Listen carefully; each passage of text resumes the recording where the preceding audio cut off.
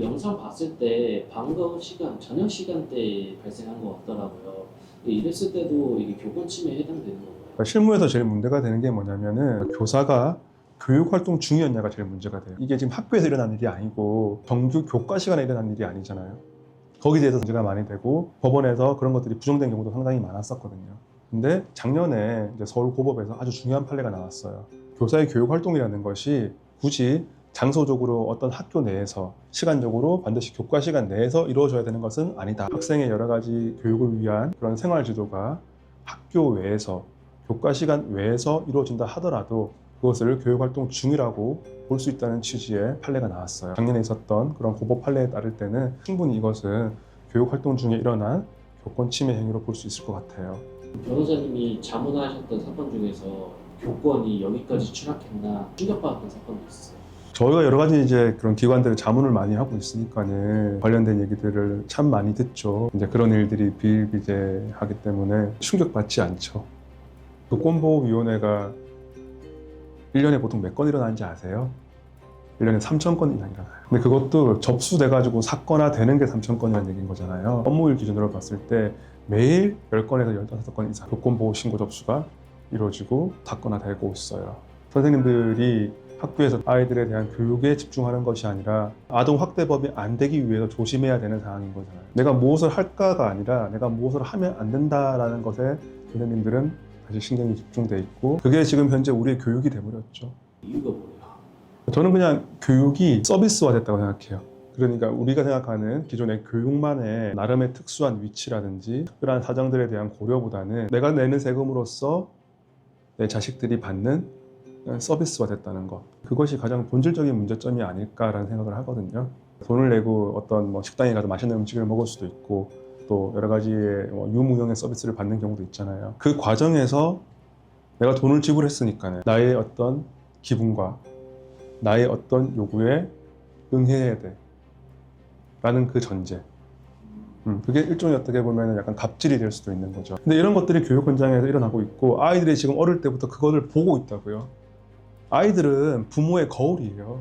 그 아이들이 성장해가지고 더하면 더했지 덜하지 않아요. 그러한 갑질의 형태가 사실 교육 현장에 지금 투여되고 있는 거란 말이에요. 이제 또 거기서 사실 추가적인 부분이 문화적인 부분도 있는 것 같아요. 중학생으로 보이는 학생이 때려봐 합의금 받게, 그러니까 이게 예전에는 생각할 수 없는 개념이었단 말이에요. 근데 학생들도 이제는 선생님이 자신의 몸에 손 하나 댈 수 없다는 것을, 말 한마디 잘못할 수 없다는 것을 알고 있는 거예요. 아이들의 인식 자체가, 문화 자체가 어른을, 선생님을 존경하거나 거기에 대한 최소한의 권위를 인정하는 것이 아니라 나 못 건드려, 그래서 어떻게 할 건데 쳐봐 라는 식의 문화가 돼버린 거예요. 어른이 아이를 무서워하는 세상이 됐어요. 그게 가장 안타까운 부분이에요. 교사들이 선뜻 이렇게 법적 대응을 하지 못하는 이유고요. 실무적으로 봤을 때 교보위 절차가 진행됐을 때 선생님들이 타 이구동성으로 입을 모아서 말하는 게 실효성이 없는 조치다라고 말씀을 많이 하시죠. 교사가 교보위 신고를 하면은 학생 입장에서는 거의 공식처럼 아동학대 신고를 해요. 그러면 실무적으로 이 아동학대 신고의 절차가 마무리되기 전까지는 교보위 절차는 홀딩돼요. 두 번째 측면에서는 교보위 사건이 되면은 학교에서도 담당 선생님이 배정이 된단 말이에요. 근데 이 담당 선생님이 상대 학생 측의 여러 가지 민원이라든지 이의라든지 거기에 대해 가지고 선생님들 쓰시는 표현 그대로 하면은 시달리게 된단 말이에요. 그럼 사실 선생님들이 지금 하시는 업무만 하더라도 사실 버거운데 이런 업무가 생기면은 전체적으로 이제 교사 세계에서 상당히 좀 민폐를 끼치는 일. 신고하는 것 자체가 학교가 이제 선생님에 대한 약간 민폐처럼 느껴지는 좀 분위기가 좀 있고요. 처벌이 어떻게 되길래 이렇게 바로 어떻게 되는 거예요? 교보위 처분 같은 경우에는 1호가 교내봉사, 2호가 사회봉사, 3호가 특별교육, 4호가 출석 정지, 그리고 5호가 학급 교체, 6호가 전학, 7호가 퇴학이거든요.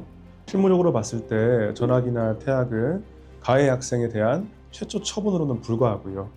가해 학생이 2차례 이상 했을 때 사실 나오는 처분이긴 하고요. 다만 예외적으로 상해나 폭행이나 성폭력 같은 경우에는 최초 처분만으로도 전학이나 퇴학 처분을 할 수 있어요. 근데 보통 얼마 정도 나와요?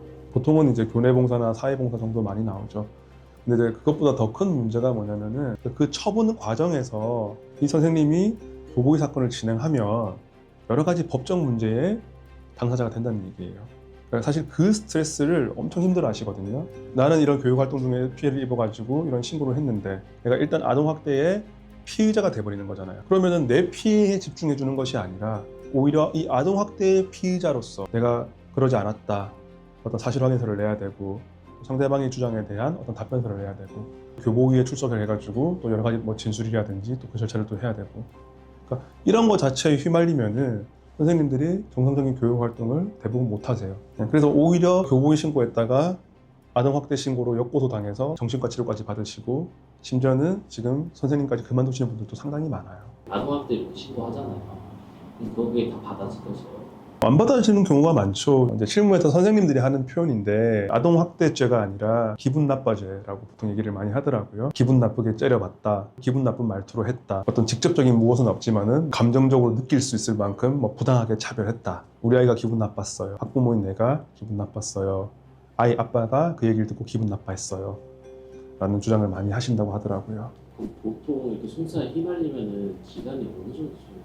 교보위 절차라든지 또 아동학대 신고의 어떤 형사 절차라든지 짧으면은 뭐 수개월, 길면은 뭐 1년 넘게도 가니까는 상당히 그 시간 동안 압박을 받고 괴로울 수 있죠. 가장 시급하게 바뀌어야 될 점은 뭐라고 생각하세요? 교원의 정당한 교육 활동은 아동 침해로 보지 아니한다는 초중등교육법 조항이 수사 실무에서도 적극 반영될 필요가 있고요. 그러한 점이 확인되는 경우에 신속하게 무혐의 처분해서 아동학대 사건의 피의자가 돼버린 교사를 신속하게 교육 현장으로 복귀시키는 조치가 필요하고요. 아동학대죄가 아니라 기분 나빠죄 같은 어떤 무고성 고소에 대해서는 학교 차원에서 어떤 교육기관 차원에서 시스템적으로 어떤 보호장치가 정립될 필요가 있어요.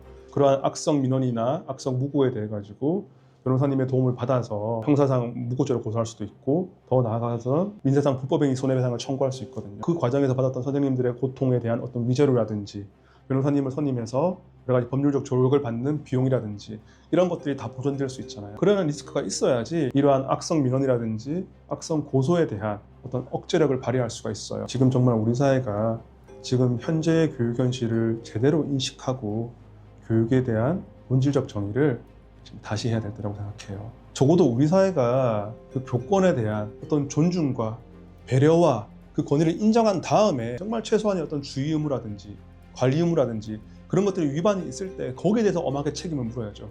근데 그러한 기본적인 환경도 기본적인 존중과 어떤 안전장치도 지금 마련되지 않는 상황에서 선생님들에게 무리한 요구를 하는 것 자체는 우리가 한번 고민해 볼 필요는 있다고 생각해요. 지금부터 이런 무너진 교육을 다시 정비할 수 있도록 다음 세대에 우리가 조금 더 올바른 가치와 교육과 어떤 문화를 우리가 전달할 수 있도록 사회적 논의와 합의를 이끌어내야 될 필요가 있다고 생각해요.